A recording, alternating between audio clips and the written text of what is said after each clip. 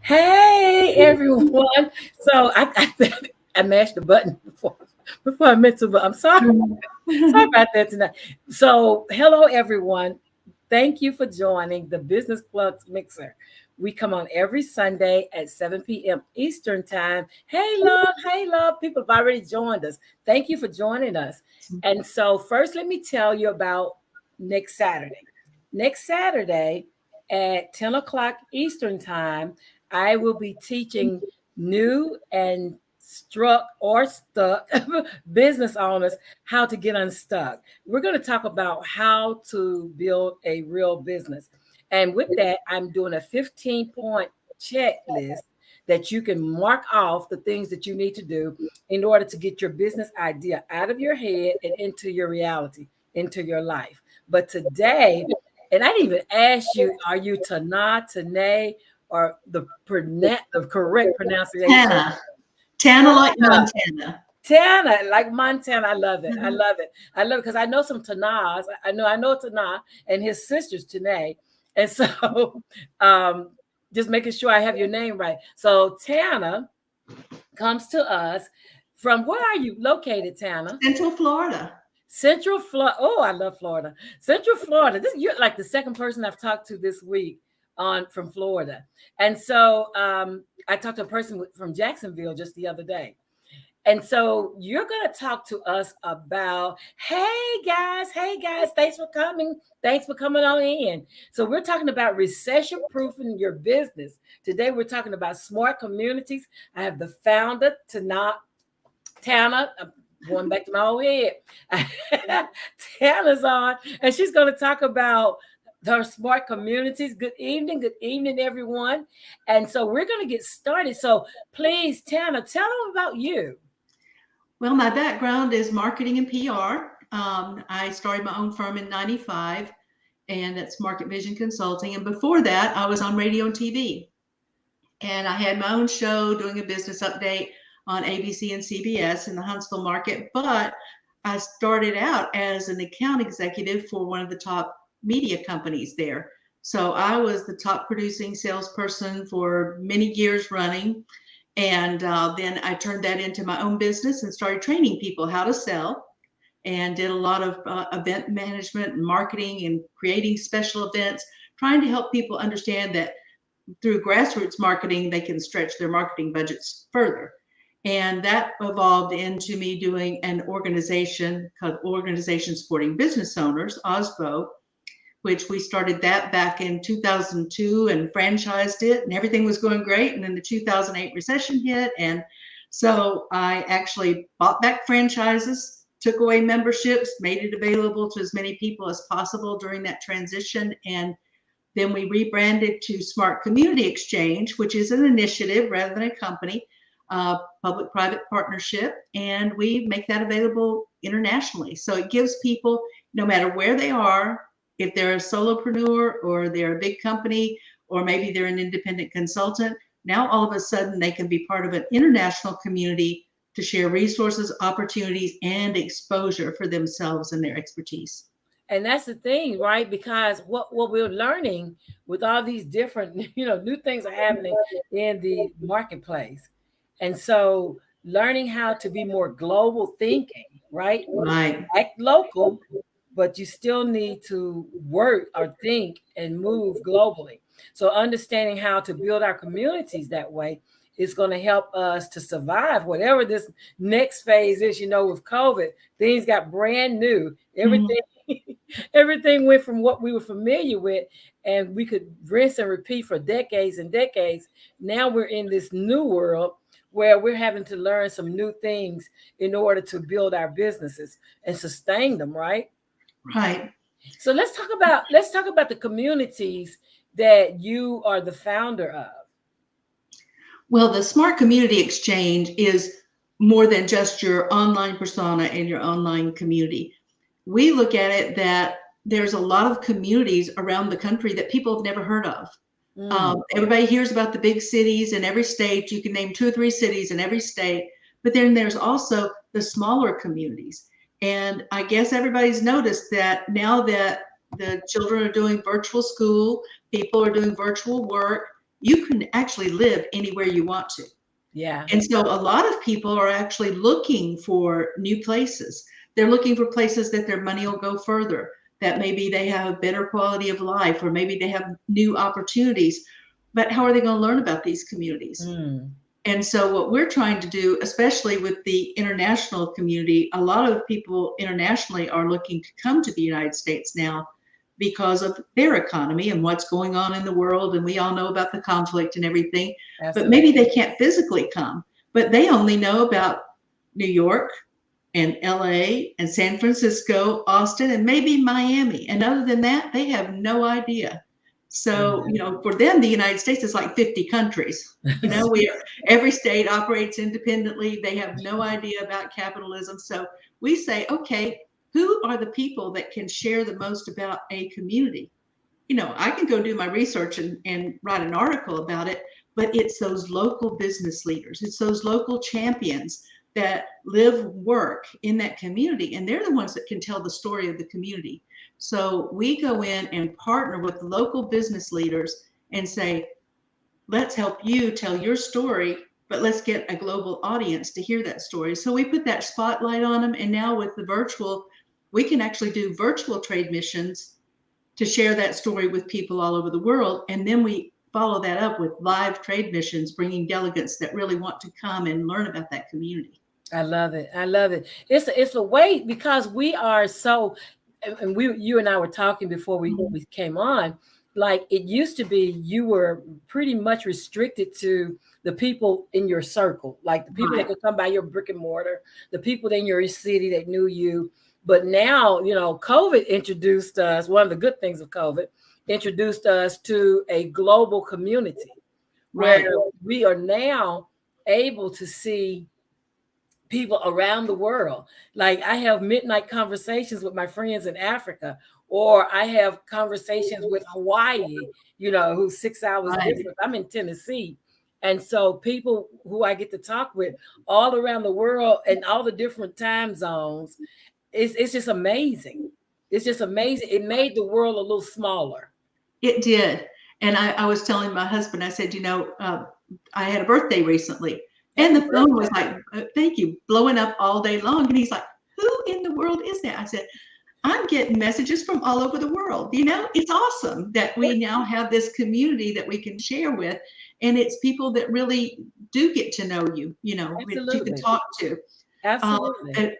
But I was telling you earlier, I do miss the live interaction. But at the same time, I feel like that rather than these communities in the past, they would hire somebody to come in and do these things for them, which that's great. But now I think of it as a partnership, because I have the global audience and I have the way to share it and I have the expertise. But rather than me coming in and doing everything, why wouldn't I engage with the local accountant and attorney and web developers and insurance companies and the realtors in the community, because they know that community. They can get on and they can tell me all the reasons that somebody ought to do business in their community. And it's not just about economic development. It's not just it's not just the talking points. We have this kind of a tax program, and then this type of system, and we have this kind of transportation. Those are all important things, but I want to hear from the people who have a heart for that community, who really want to lead with integrity and passion and really share. Like a lot of people don't understand it. Especially these European companies, they're looking for communities with quality education. They're looking for walkable communities. They're looking for communities that have quality of life and family. And they're so used to that they will pass up on some of the bigger communities if the schools aren't good.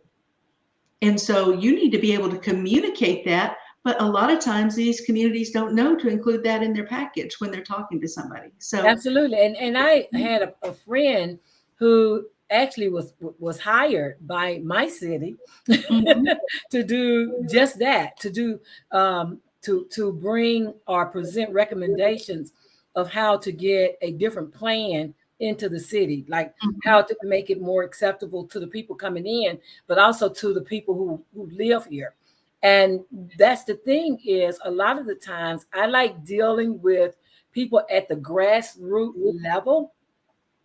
I like dealing with people at the grassroots level because even when I travel, I went to I think it was Freeport, and we asked the little tour guide to take us off the tourist track because I wanted to see the communities. Like I like getting to talk to real people Right. that don't have they don't have any reason to tell you anything different from their experience.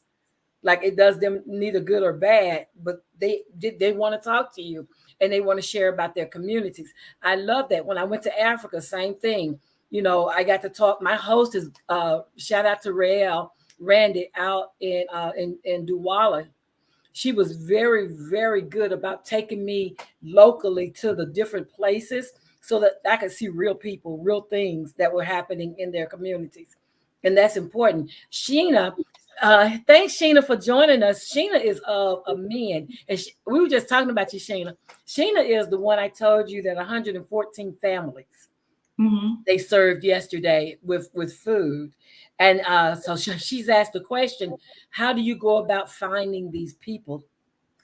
A lot of times what we'll do is we start out like we're actually talking to communities right now that are interested in the program. And what I tell them is, yes, if you want to start this program, my next step is after I talk to a community is I start talking to the Chamber of Commerce. And I say, okay, we're not charging the communities or the chamber anything for this program.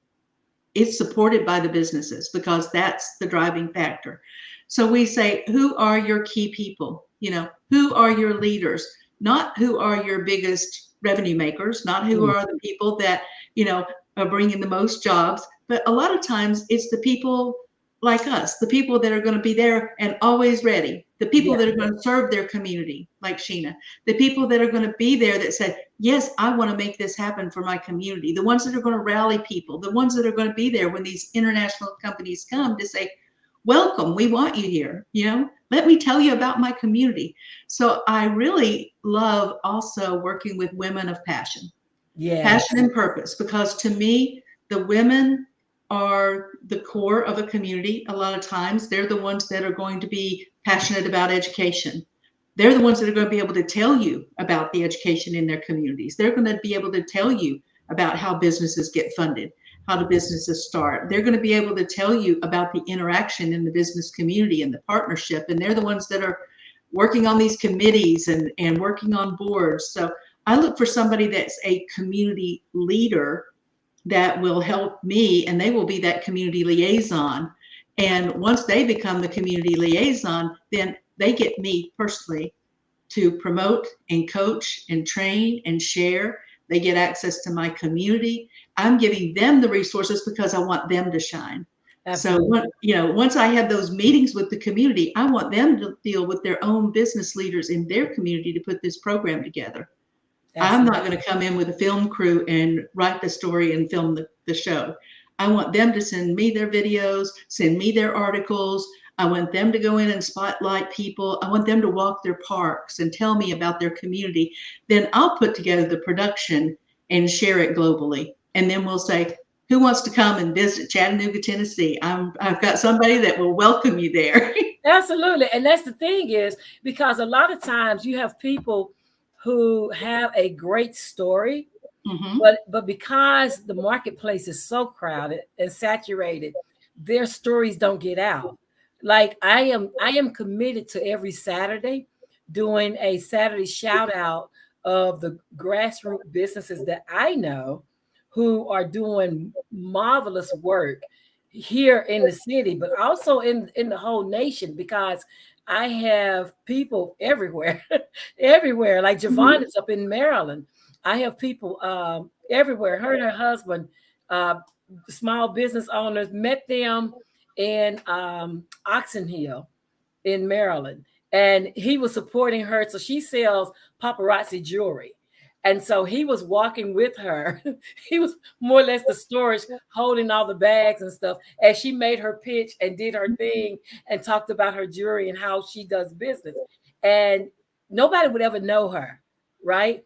but I thought the fact that he was her supporter and how they were working together and they were selling the jewelry and, talking about their story and how they're just a great family of small business owners who are among thousands of people just like them that will never get noticed. If people don't, if somebody doesn't shout them out, then they won't get noticed. And so I have committed to starting doing Saturday shout outs where I shout out and Sheena's group of men. They were my first ones. We did it yesterday for them. And then the next thing I know, they're on the news. So now there's a whole news story celebrating what they did yesterday in feeding those families. Like, well, a lot of people will get press in their local community, but the people outside their community never get a chance to know how great they are. And there may be somebody in Alaska that needs to do business with you because of your vision, but they'll never find out about you. So we do, when I do a press release, I can do it in your local community or your state, but I typically will do a press release and I'll do it for the whole country. It's on radio, it's on TV, it's in publications, and we share it internationally. So now all of a sudden people get that story. And we have a social media community with all of our organizations that we're partnered with of nearly 5 million. And so we're with big organizations. We're partnered with World Trade Centers International. We're at trade.gov, which is Select USA. We partner with a lot of the bigger organizations with departments of education, those type of things. But what we're really doing is we're trying to say, okay, there's a lot of businesses out there and communities out there that will never get those federal dollars. They're never going to get those big opportunities because they don't get seen. So this is a way that we can make sure they get seen at the same level as these bigger companies. And since we're coming in on a low budget and making it affordable for small businesses, they don't have to join anything. But if they want to be that key advisor in their marketplace, then they just pay a marketing budget and we promote them internationally for a year and give them exposure to all these people. And now I'm not doing the training, they're doing the training about their community. And they're doing the training about how to start a business. And they're doing the training, about the real estate in their community. So we want to outsource all those opportunities directly to the people that are in the communities and then teach them how to also partner with other people in other countries. We have a really strong relationship in Finland. And, I know you have some really powerful women on this call. And there's some key things about Finland. It's the #1 education system in the world. A lot of people don't know that. And I went over there to see it firsthand to see why. But because our public schools are run by governments, there's a lot of things that it takes a long time to get anything changed. But there's so many things that we can integrate that don't have to change the curriculum.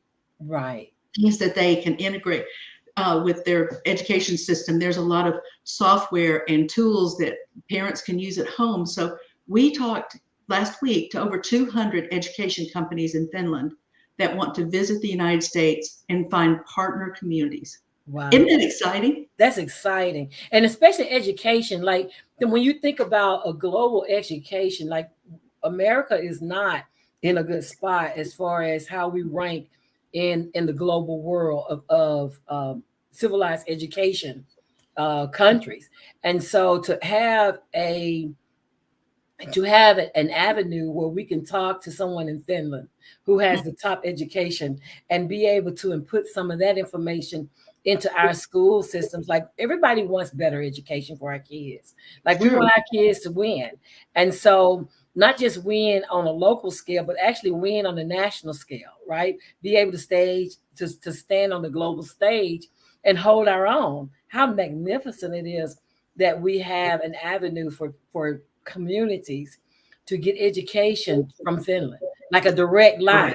And I want them to start having global thinking for these young children. Absolutely. Because when you have a global thought process and you understand people of other cultures, it really diminishes the misunderstanding, the hate speech, all the things that go on because you don't understand each other. And we can make these kids have opportunities to have sister classrooms rather than sister cities and I'll give them projects that they can both share, and then they collaborate through social media to share the results of their project. And I know that works because I have Jelani Travel who does that with kids in Africa.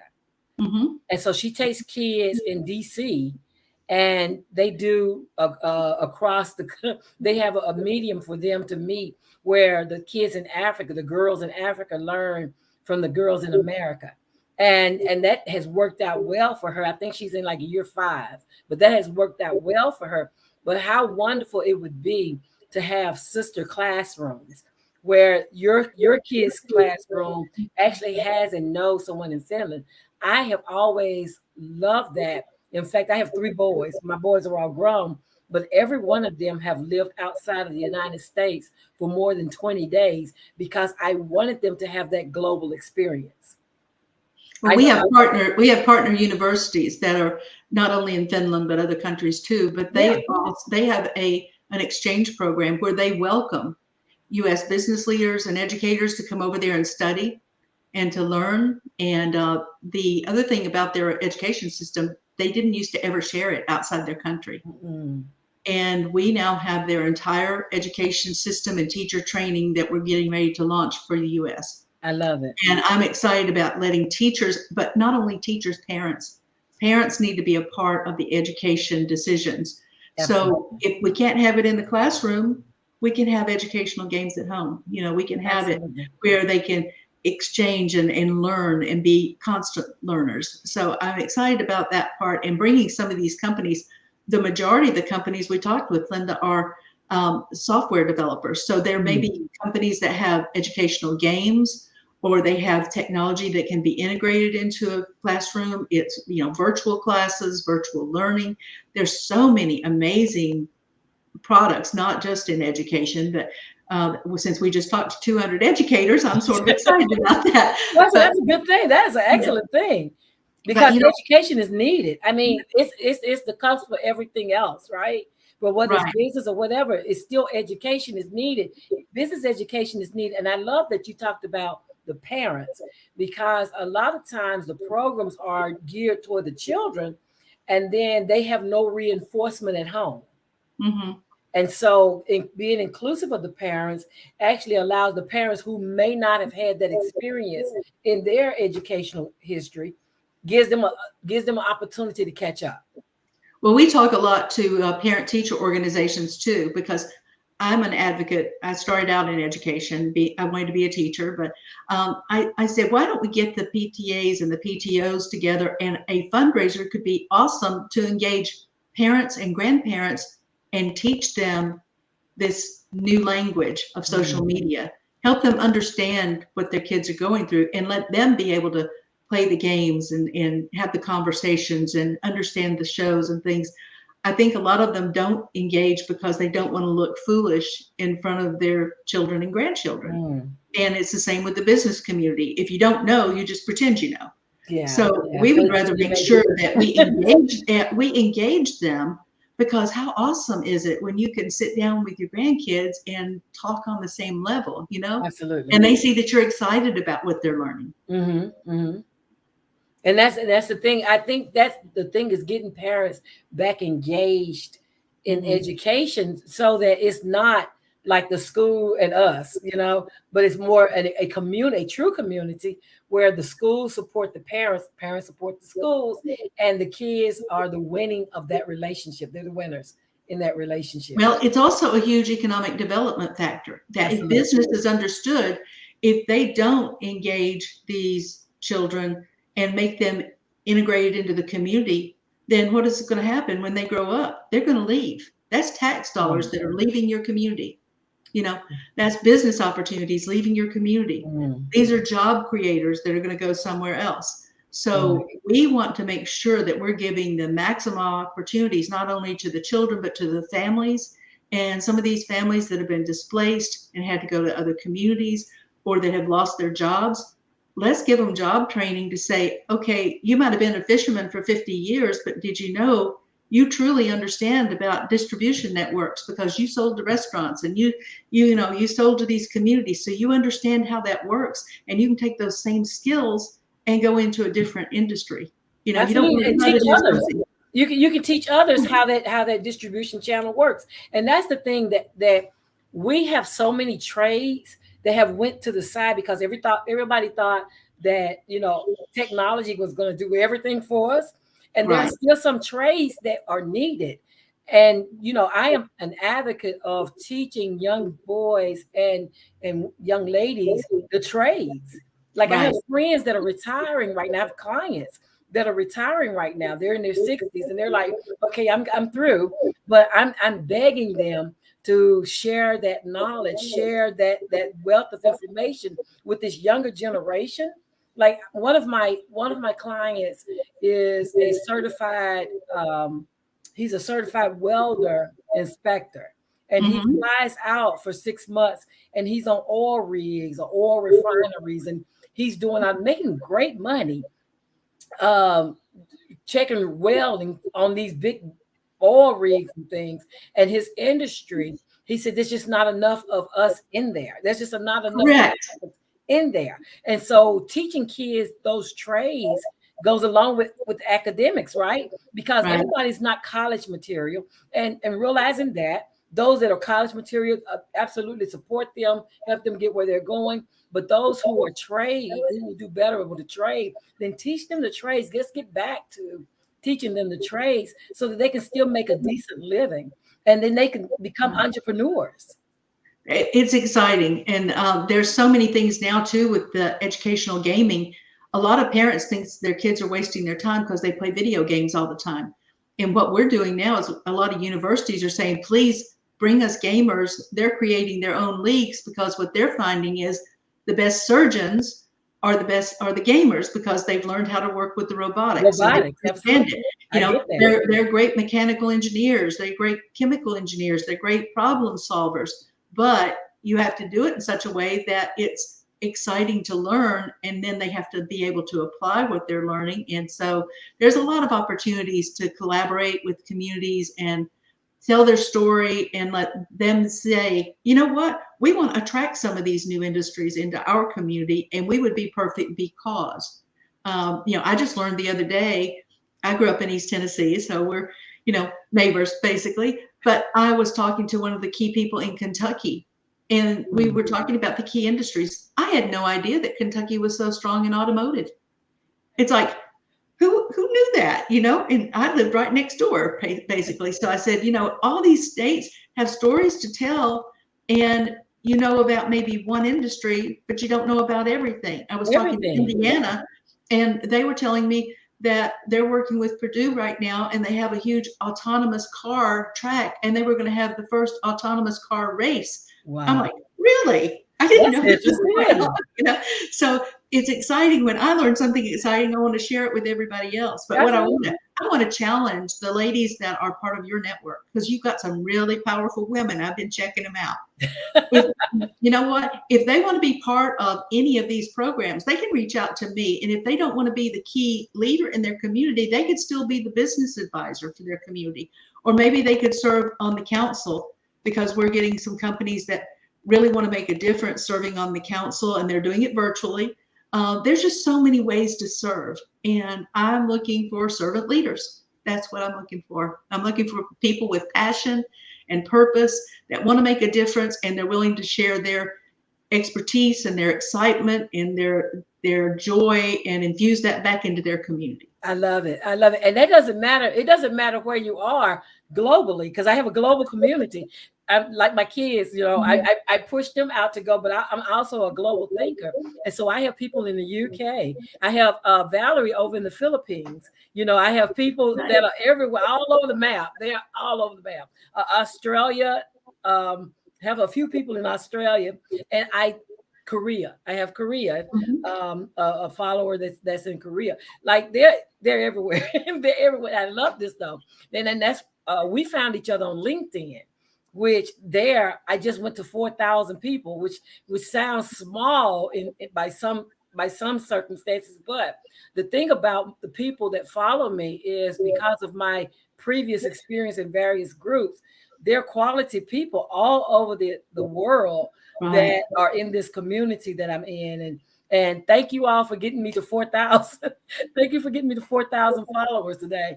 I mean, this over the last few days, because it takes a community. It takes It does. And you want to work with people that are the movers and shakers. That's what I call them. It's the people, and you know who you are out there. I mean, when you walk in a room, heads turn. Everybody knows when the energy comes into the room. Absolutely. And everybody knows when it leaves. So, you're at a networking event, everybody's in their own little cliques, and the energy walks in the room, and it's like ants at a picnic. They all want to come to that person. And you want to be that person that brings the energy to the party. Absolutely. Absolutely. And that's what I love. I attract those type of people because that's the energy I put out. So I'm fortunate in having those type of people on my timeline. Like, I get to interact with them daily in several different places. And so if you are a person wondering how to go global in your community, wondering how to connect and have access to resources and information that can help you to build your local community using global aspects, then reach out to Tana. Reach out to her, because in the description of this video, there are links to how you can contact her directly. And I do want you to do that. So Tana, tell us, give us parting words on what you would like the takeaway to be from this conversation. I want the people to be excited. I want you to be energized. And even if you are maybe in another country, then maybe you can organize a trade delegation. Maybe you want to invite people to learn about your community, because we're doing reverse trade missions too. So the great thing is, with virtual, we can put together a community showcase for your community. I'm happy to teach you how, and I'm happy to let you lead it. There's so much information on the website that they can watch videos, but it's all about connecting. And so I am very open to having conversations with people, and I want people to get excited about how they can be the business builders in their community. Absolutely. And it takes all of us. Even if you are not in entrepreneurship, but if you're caring about schools, if you're caring about the economy in your community and how you can build a better community for our kids, right, and our generations to come, like, this is an ideal conversation to have. Well, there's people out there that are retired and they're looking for something to do in retirement. This is perfect. Exactly. And I'm sure something they've done in their wheelhouse will fit in this movement that is a global movement, and that gets us all back engaged and active in our communities again, so that we can build. They say it takes a village to raise a child. Well, it takes a village to create a village. So on that note, again, how can they get in touch with you? The website. Okay, smartcommunityexchange.com. And if they go to Tana Torrano on LinkedIn, everything's there, all the links to the program. And we have a lot of virtual programs where people can participate. And I don't know who those people are in your community, but you do. So I'm going to look for people that will work with me to make sure that we get the best of the best and the brightest of the brightest to showcase the people in your community. And we'll be able to work together to do that. I love it. I absolutely love it. Well, thank you for your yes. Thank you for coming on and agreeing to spend time on the Business Plugs Mixer. I have really enjoyed this conversation, and I look forward to how things are going to bloom going forward. So thank you again. My name is Linda Murray Bullock. They call me the Business Plug, and I just plugged you in to smart communities and how you and your business can go from local to global. Follow me each Sunday here at 7:00 p.m. Eastern Time on the Business Plugs Mixer. And if you're interested in joining me next Saturday for the How to Build a Real Business, go ahead and click the Eventbrite link that's in the comments. And I'll see you guys again next Sunday. So from me to you all, have a great week, and we'll see you next Sunday. Thank you, Linda. I appreciate it. Thank you for coming. Live with passion. Absolutely.